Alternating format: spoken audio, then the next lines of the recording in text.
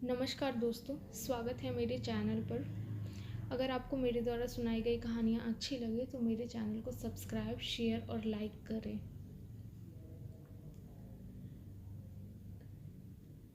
हम लोगों को अक्सर यही लगता है कि अंधविश्वास सिर्फ भारत में ही फैला हुआ है, लेकिन ये कहानी सुनने के बाद आप लोगों का ये मिथ शायद टूट जाएगा कि अंधविश्वास केवल भारत में ही फैला हुआ है। अंधविश्वास जितना भारत में फैला हुआ है उतना ही बाहर के देशों में भी फैला हुआ है, और इस अंधविश्वास में लोग इतने ज़्यादा गलत काम करते हैं कि उन लोगों को अंदाज़ा भी नहीं होता।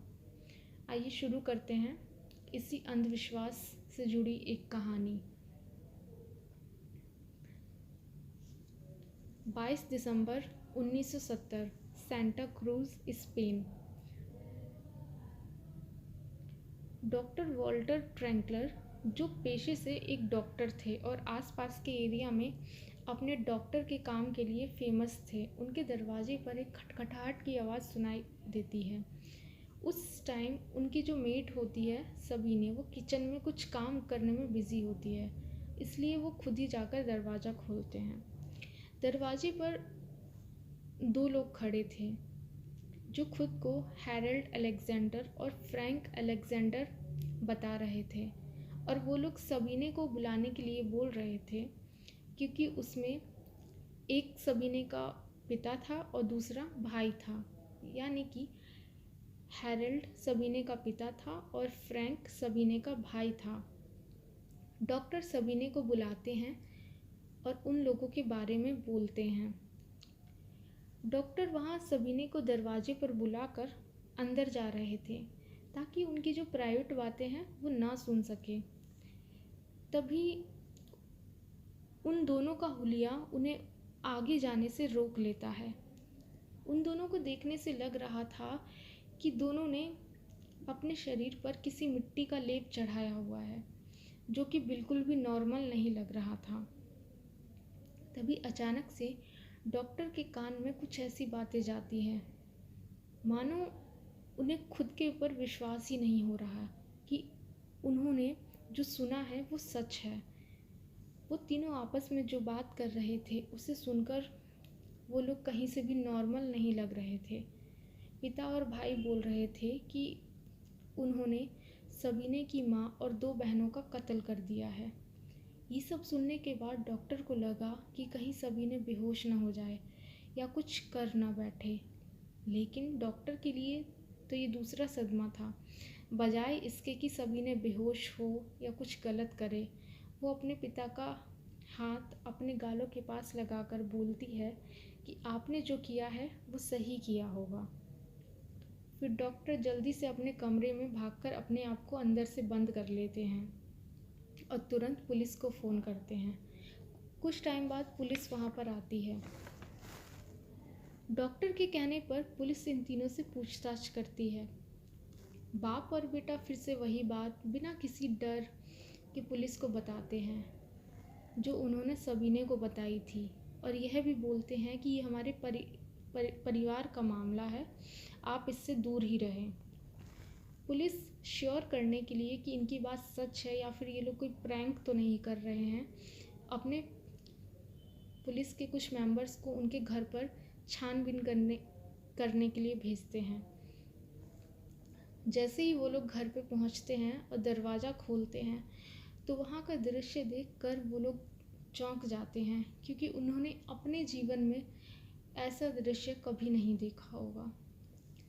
3 महिलाओं की लाश इतनी बुरी हालत में होती है कि उन्हें देखकर पैरों तले ज़मीन खिसक जाए। उनके प्राइवेट पार्ट्स काट कर दीवार पर टांगे हुए रहते हैं। फिर उसके बाद पुलिस तुरंत ही उन तीनों को हिरासत में लेती है और उनसे पूछताछ करती है।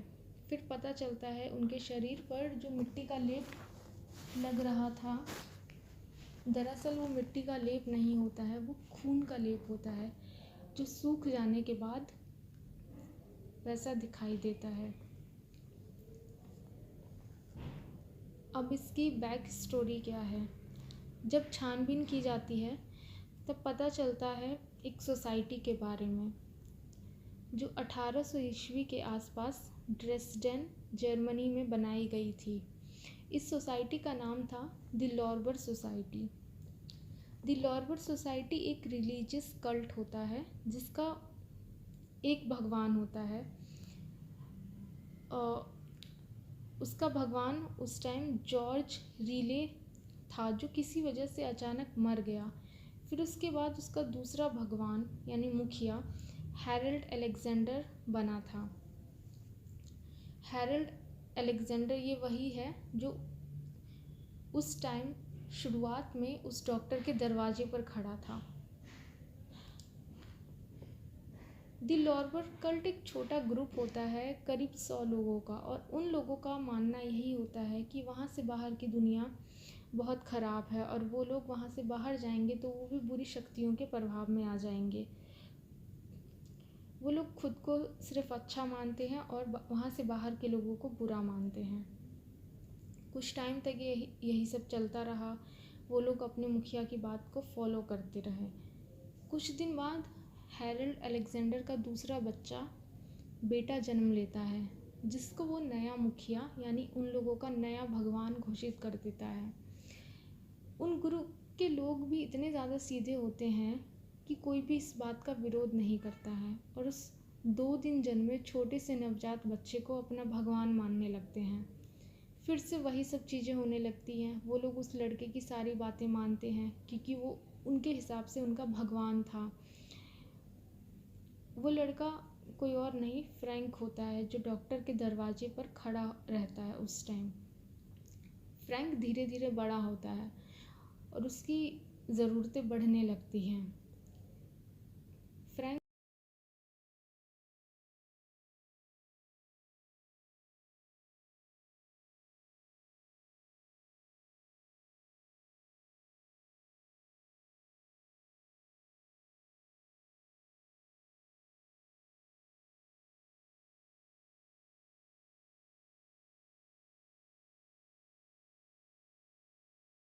धीरे धीरे बड़ा होने लगता है और इसके साथ साथ उसकी ज़रूरतें भी बड़े होने लगती हैं।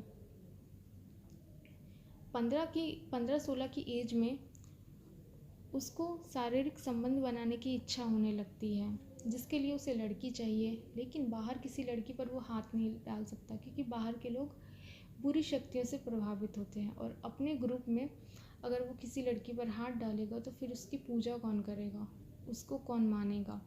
यही सब सोचकर एक दिन वो अपने पिता के सामने ये बातें करता है। फिर उसका पिता एक सुझाव देता है कि उसके घर में 4 महिलाएं होती हैं, 3 उसकी बहन और 1 उसकी माँ। उनके साथ वो शारीरिक संबंध बनाने के लिए उसको बोलता है। ये सब सुनने के बाद वो 4 महिलाएं इसका विरोध नहीं करती क्योंकि वो लोग इसको भगवान का आदेश मानती हैं। फिर वो अपनी माँ और 3 बहनों के साथ शारीरिक संबंध बनाता है। कुछ समय बीतने के बाद उनकी ये बातें धीरे धीरे बाहर फैलने लगती हैं। लोगों के विरोध के डर से ये परिवार वहाँ से दूर भाग जाता है और जाकर स्पेन में बस जाता है। करीब 10 महीने के बाद 22 दिसंबर 1970 का दिन था जब ये सारी खतरनाक घटना को अंजाम दिया गया था। उस दिन फ्रैंक की माँ सो रही थी और फ्रैंक वहीं पास में बैठा हुआ था। जैसे ही उसकी माँ ने अपनी आंखें खोली तो उनके देखने का अंदाज फ्रैंक को अच्छा नहीं लगा। उसी वक्त उसने the hour of killing start हो गया है की घोषणा कर दी। द आवर ऑफ किलिंग उस परिवार का एक ऐसा रूल था जिसके हिसाब से घर की जितनी भी महिलाएं होंगी, जिस पोजीशन में होंगी, उसी पोजीशन में अपना हाथ पीछे करके अपने आप को समर्पित कर देंगी और फ्रैंक उनका कत्ल करके उन्हें हेवन में पहुंचाएगा। ठीक इसी तरह हुआ। उसकी माँ ने अपने हाथ पीछे किए, जैसे कि वो बिस्तर पे लेटी हुई थी और अपने हाथ को पीछा किया। फ्रैंक ने एक लकड़ी के हैंगर से अपनी माँ के सिर पर मारना शुरू किया। वो तब तक मारता रहा जब तक कि उसकी माँ मर नहीं गई। पूरा बिस्तर खून से भर गया। और चौंकाने वाली बात ये है कि इस दौरान उनका एक आर्ट ऑफ किलिंग का एक ये रूल था कि इस दौरान कोई इंसान हारमोनियम बजाएगा। जब ये सारी घटना को अंजाम दिया जा रहा होगा, द आर्ट ऑफ किलिंग को जब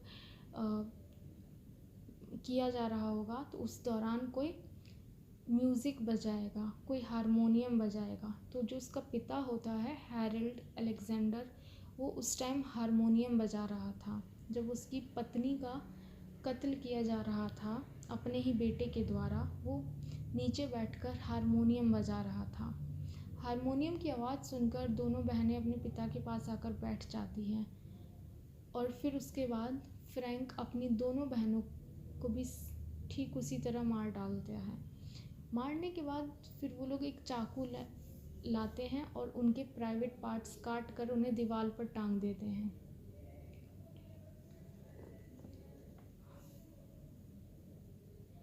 और इस दौरान जब वो अपनी बहनों को मार रहा था, तब भी उसका पिता ठीक वही हारमोनियम ही बजा रहा था।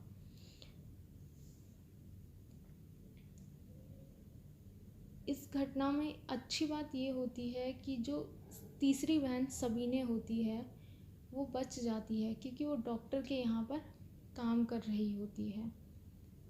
फिर इसके बाद इस घटना को अदालत में पेश किया जाता है। वहाँ पर ये सामने आता है कि इन दोनों पिता और बेटे की दिमागी हालत ठीक नहीं है। फिर इनको जेल भेज दिया जाता है, जहाँ से ये लोग 20 साल बाद भाग जाते हैं और आज तक ये नहीं पता चला कि ये लोग जिंदा हैं या मर गए या फिर कहाँ गए। तो अब इस कहानी का अंत यहीं पे होता है। अंधविश्वास में लोग इतने ज़्यादा आगे बढ़ जाते हैं कि उनको ये भी समझ नहीं आता है कि वो लोग क्या गलत कर रहे हैं, क्या सही कर रहे हैं।